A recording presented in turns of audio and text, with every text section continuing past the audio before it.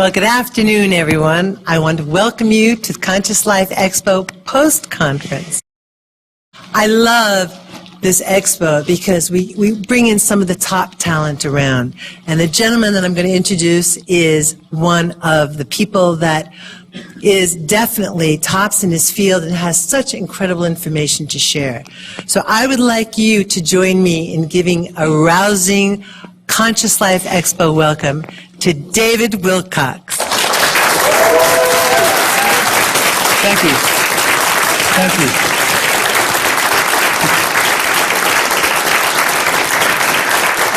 Thank you. Appreciate that. You know, 2012 is about a new birth, and now that I have my own umbilical cord, we have a great symbolic reference for that.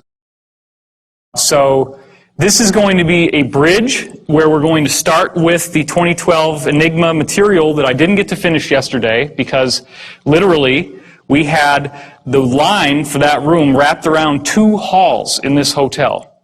It was enormous. How we got all those people into that room, for those of you who remember, I don't know how it worked, but it was a divine miracle in and of itself that we actually got the people in. So this is about what the government is like for most people right now. We've gotten into this illusion that the government is our benevolent father figure and protector, and more recently now it's feeling as if what's the surprise is not what we're expecting. So many people are awakening to cosmic consciousness and higher concepts of metaphysics and spirituality, and this is going to be a true masterclass in what's really going on. So 3 years ago I was at this conference and I met Billy Blake, who should be here but he's not here yet. He's going to be running around with a handheld camera. And we decided to do a film together. The film is called Convergence, as many of you, or probably all of you, know. So that film deals with the idea that the underlying fabric of this universe is consciousness, which is what all the old mystics and all the old religious traditions have been saying for thousands of years. Now, what I offer is a much more elaborate and intricate spin on the notion of a consciousness field than you've probably ever seen anywhere else. Of course, it goes without saying that for those of you who haven't seen this, when they haven't seen it before, there's a gasp in the audience, but you all are well initiated. Edgar Cayce and myself, there's obviously a facial similarity there. This is my brother and Cayce's first guy, Dr. Ketchum, who got him out there in the world. My father, after a Metallica concert, that's why he's sneering.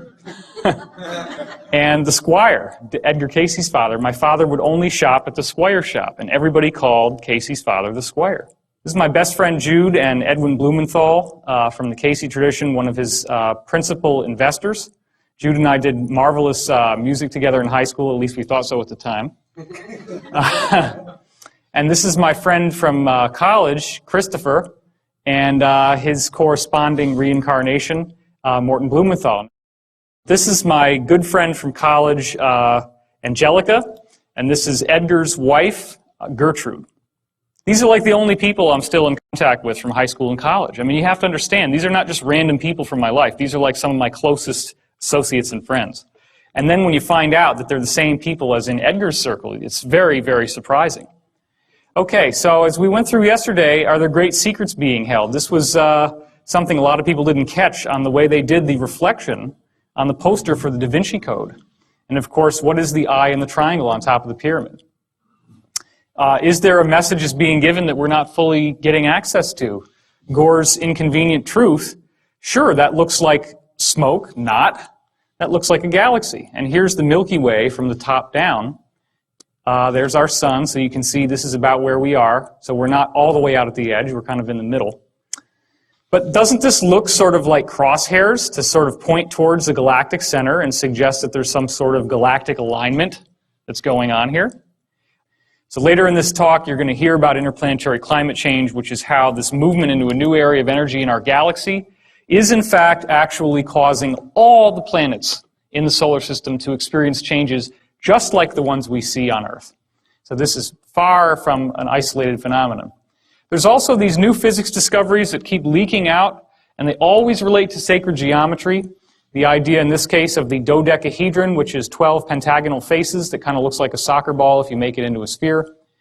They actually found out, these scientists discovered that the background radiation from when the universe was first created has arranged itself into this odd geometric pattern. And that's been proven. So then the question is, okay, what is the force that would cause that type of geometry to emerge in the formation of the universe? As we're going into the 2012 subject, of course, crop circles have been on everybody's mind. This was the formation that came down a couple of years ago, which started out in an unfinished way. You notice that all of these blocks are completely solid, and this area is solid as well. Well, the circle makers, whoever they are, came back. And when they came back, this is what we got. Now you have time markings and symbols from the Mayan calendar, okay? And the alignment of these winged discs in terms of what markers they're pointing to, which corresponds to the Mayan system and the Aztec system, gave you an exact time reference of the length of time between when this was created and 2012, the end of the Mayan calendar. So this is a self-referential 2012 diagram given to us by whoever is behind the circle phenomenon. This is one of many crop circles which seems to suggest that the secret to understanding 2012 and this mystery that we're dealing with right here in our talk today is in vibration. That looks an awful lot like a vibrating puddle of liquid. This is what happens when you take vibration to the next step. You get sacred geometry, and I'm going to show you more about that in a second. If you can imagine, this is a sphere and a cube, and then another sphere. This is the Froxfield chromosome formation. Obviously, the circle makers are saying, 2012, pay attention to your DNA, right? Except here's the thing. The chromosome's all broken up. And that's what happens before there's about to be a cell metamorphosis. Now, this is even more interesting. Check this out. What does that look like to you? A double helix. Okay, and there's 12 stations. Then down here, you get an even weirder thing. You get a triple helix, but they still have that same formation, and then boom, what's this?